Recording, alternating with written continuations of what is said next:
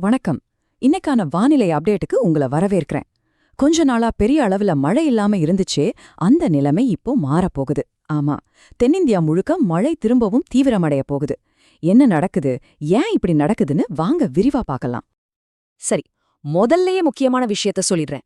இன்னைக்கு ஆரம்பிக்கிற இந்த மழை ஏதோ ஒரு நாள் 2 நாள் பெய்யற மழை இல்ல. அடுத்த ஒரு வாரம், ஏன் 10 நாள் வரைக்கும் கூட தென்னிந்தியா முழுக்க பரவலா வெப்பச்சலன மழை தொடரப்போகுது. இது ஒரு தொடர்ச்சியான மழைக்காலத்தோட தொடக்கம்னே சொல்லலாம். சரி, திடீர்னு எப்படி இவ்ளோ மழைக்கு வாய்ப்பு வந்தது? ஆச்சரியமான விஷயம் என்னன்னா, இதுக்கு ஒரே ஒரு காரணம் கிடையாது. பல வானிலை அமைப்புகள் ஒன்னா சேர்ந்து ஒரு டீம் மாதிரி வேலை செய்யுது. அது என்னென்ன சிஸ்டம்ஸ்னு இப்ப பார்க்கலாம். இங்க ரொம்ப சுவாரஸ்யமான விஷயம் என்னன்னா, இது ஒரு சங்கிலி தொடர் மாதிரி நடக்குது பாருங்க. தெலுங்கானா பக்கத்துல ஒரு சுழற்சி, அஸ்ஸாம்ல ஒன்னு, உத்தரப்பிரதேசம் பக்கம் ஒன்னுன்னு அங்கங்க சுழற்சிகள் இருக்கு. இது போதாதுன்னு அந்தமான் தகர ஒரு புது சிஸ்டம் உருவாகுது. இப்போ அந்த தனித்தனியா இருக்கிற எல்லாத்தையும் ஒன்னா சேர்க்கிற மாதிரி கர்நாடகாவில இருந்து தமிழ்நாட்டுக்குள்ள ஒரு காற்று தாழ்வு நிலை, அதாவது ஒரு ட்ரஃப் போகுது. இது ஒரு மேக்னெட் மாதிரி எல்லா பக்கமும் இருக்கிற ஈரப்பதத்தையும் உள்ள இழுக்குது. அதனாலதான் இவ்ளோ பரவலான மழைக்கு வாய்ப்பு ஏற்பட்டிருக்கு. ஓகே, இந்த சிஸ்டம்ஸ் எல்லாம் சேர்ந்து தென்னிந்தியாவுல என்ன மாதிரியான தாக்கத்தை ஏற்படுத்துதுன்னு பாப்போம். முதல்ல நம்ம அண்டை மாநிலங்கள்ல என்ன நிலைமைன்னு ஒரு ரவுண்டு பாத்திரலாம். கேரளாவை பொறுத்த வரைக்கும் தெற்கு மற்றும் மத்திய மாவட்டங்கள்ல தான் மழையோட தீவிரம் ரொம்ப அதிகமா இருக்கும். திருவனந்தபுரம், கொல்லம், இடுக்கி, எர்ணாகுளம் மாதிரியான பகுதிகள்ல இடியோட கனமழை பெய்ய வாய்ப்பு இருக்கு. ஆனா நீங்க வடக்கே கோழிக்கோடு பக்கம் போனீங்கன்னா மழையோட அளவு கொஞ்சம் கம்மியா தான் இருக்கும்.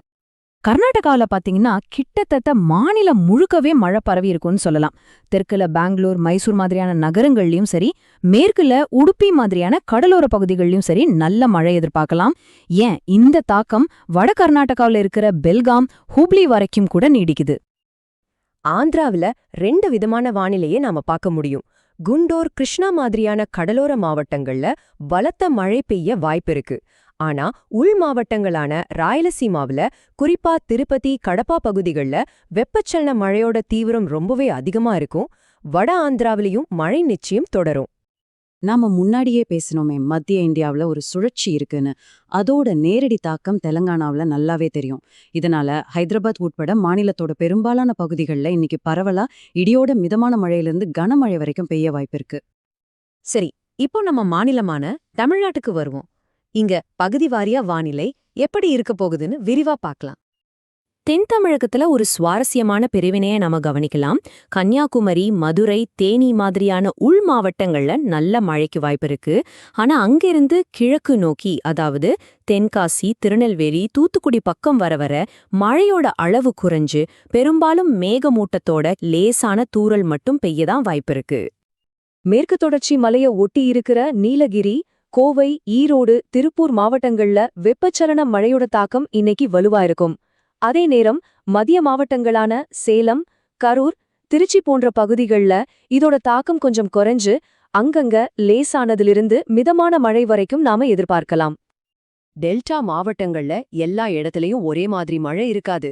வடக்கே மயிலாடுதுறை, காரைக்கால் பகுதிகள்ல லேசான மழை தான் எதிர்பார்க்கப்படுது.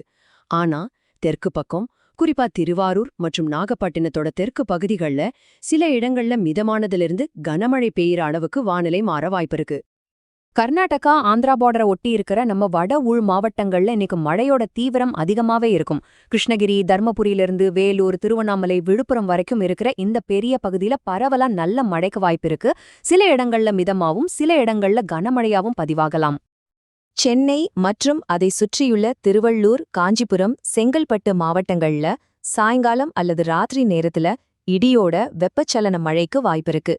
இதுல ஒரு முக்கியமான விஷயம் என்னன்னா, புதுச்சேரியிலிருந்து செங்கல்பட்டு வரைக்கும் இருக்கிற அந்த கடலோர பகுதியில எங்கேயாவது ஒரு இடத்துல திடீர்னு ஒரு வெளுத்து வாங்குற மழை பெய்யவும் வாய்ப்பிருக்கு. சரி, இவ்ளோ தகவல்களை பார்த்தாச்சு. இதுல இருந்து நாம கண்டிப்பா மனசுல வச்சுக்க வேண்டிய சில முக்கியமான விஷயங்களை பத்தி இப்போ பேசலாம். இந்த முழு ரிப்போர்ட்லயும் நாம திரும்ப திரும்ப வெப்பச்சலன மழைங்கிற வார்த்தையை யூஸ் பண்ணிருக்கோம். அப்படின்னா என்ன, அது ஏன் இவ்ளோ முக்கியம்? சிம்பிளா சொல்லணும்னா, இந்த வெப்பச்சலன மழைங்கிறது ஒரு பாப்கார்ன் மாதிரி தாங்க. பாக்கெட் அடுப்புல வச்சா எந்த சோளம் முதல்ல பொரியும், எது கடைசியா பொரியும் நம்மனால சொல்ல முடியுமா? முடியாது இல்லையா? அதே மாதிரி தான் இதுவும். ஒரு சின்ன ஏரியால கொஞ்ச நேரத்துல திடீர்னு பெய்ற ஒரு தீவிரமான மழை. அதனால தான் நாங்க உங்க மாவட்டத்துல மழை பெய்ய வாய்ப்பு இருக்குன்னு சொல்றோம். ஆனா கண்டிப்பா உங்க தெருவுல பெய்யும்னு எங்களால உறுதியா சொல்ல முடியறதில்ல. கடைசியா ரொம்ப ரொம்ப முக்கியமான விஷயம். இன்னைக்கு ஆரம்பிக்கிற இந்த மழை ஒரு நாள்ல முடியிற நிகழ்வு கிடையாது. அடுத்த ஒரு வாரம் வரைக்கும் இது தொடர அதிக வாய்ப்புகள் இருக்கு. அதனால தயாராக இருங்க. தொடர்ந்து வானிலை அறிவிப்புகளை கவனிச்சுட்டே இருங்க. இந்த விளக்கம் உங்களுக்கு பயனுள்ளதா இருந்திருக்கும்னு நம்புறேன். மீண்டும் அடுத்த வானிலை அப்டேட்ல சந்திக்கலாம்.